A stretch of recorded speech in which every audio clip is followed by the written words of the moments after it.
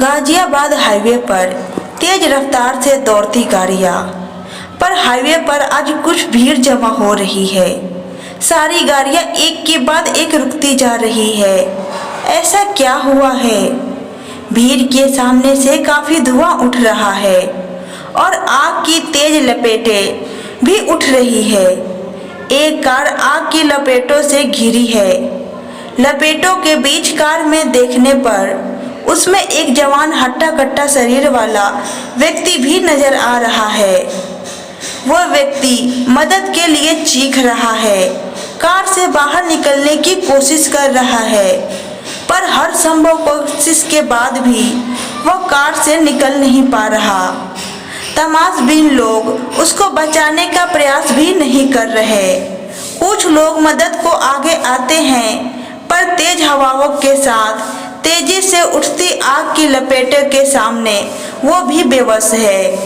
Highway पर ऐसा कोई समाधान नहीं है जिससे आग पर काबू पाया जा सके।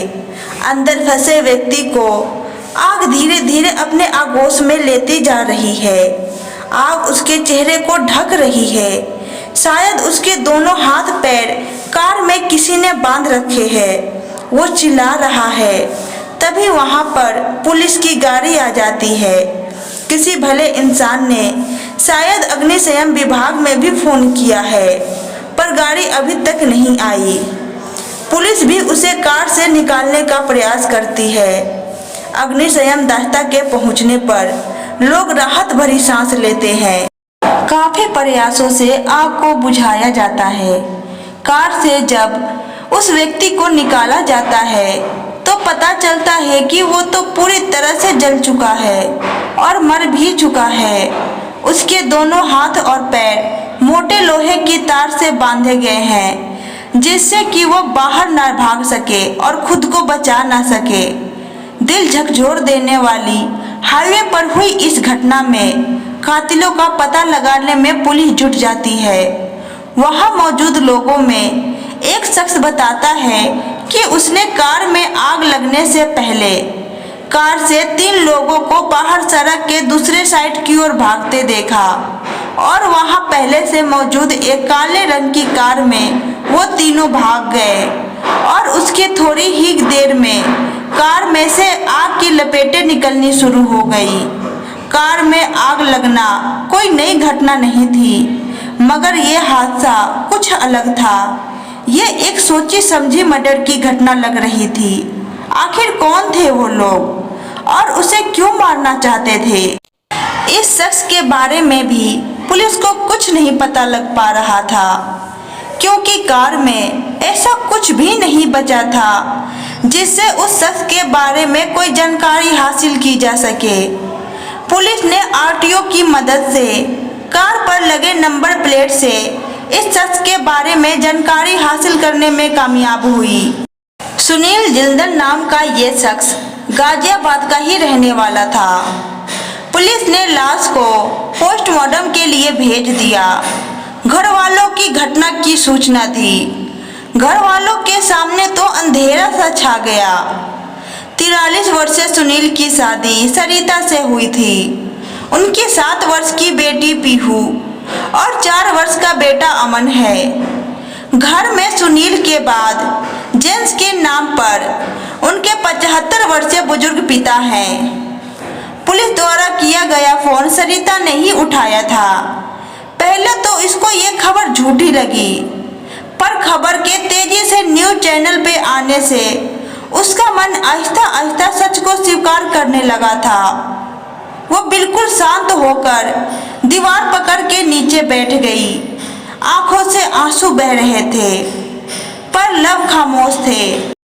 अचानक कलेजे पर इतने जोर से खंजर चुभा कि चीख निकलना मुश्किल था। माँ को खोजते हुए बच्चे भी सरिता के पास आ गए। वो माँ से पूछते, पर सरिता कुछ भी कहने की हालत में नहीं थी। भरी जवानी में सरिता का सब कुछ लुट चुका था। सुनील घनांडे को पैसे की कोई कमी नहीं थी। घर में सब उससे खुश थे। फिर अचानक पूरी दुनिया ही इस घर की पलट गई थी। दरवाजे पर किसी की आवाज सुनकर सुनील के बुजुर्ग पिता युगल किशोर दरवाजा खोलते हैं तो सामने पुलिस खड़ी थी। पुलिस ने उनको सुनील के मौत की सूचना दी। युगल किशोर जोर जोर से सरिता सरिता चिल्लाए और फूट फूट कर रोने लगे। कॉलोनी के सभी लोग वहां आ गए। पुलिस मर्डर की गुत्थी सुलझाने में लगी थी। सरिता के बचपन का दोस्त मयंक ने भी सरिता को बहुत संभाला। पुलिस ने सरिता, मयंक व उसके पिता से पूछताछ में पाया कि सुनील को किसी से कोई खास दुश्मनी नहीं थी। फिर उसकी हत्या किसने कराई? पुलिस अब तक उन 3 संदिग्धों के बारे में सूचना जुटाने में भी असफल रही थी। जो मिली जानकारी के अनुसार सुनील की कार जलने से पहले निकलकर भागे थे। ऐसे गंभीर घटना के बाद पुलिस की नाकामी पर लोगों का गुस्सा फूट पड़ा। शहर के नेताओं पर भी दबाव बढ़ने से पुलिस पर भी दबाव बढ़ने लगा। हलकान में आई पुलिस ने अंततः घटना के तह तक पहुंच ही गई।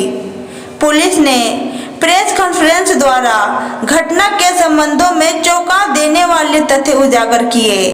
सुनील वैसे तो घनांडे परिवार से ताल्लुक रखता था और अपने पिता की सारी प्रॉपर्टी का भी वारिस था। बड़े लोगों में उसका उठना बैठना था। बड़े परिवार में ही उसका रिश्ता भी हुआ था। स्टेज को मेंशन करना सुनील की मजबूरी थी। सुनील को कारोबार में मंदी से गुजरना पड़ रहा था। फिर उसने बहुत सारे लोगों से उधार लेकर अपने कारोबार को संभालने की कोशिश की, पर उसमें भी उसे बड़ी असफलता मिली।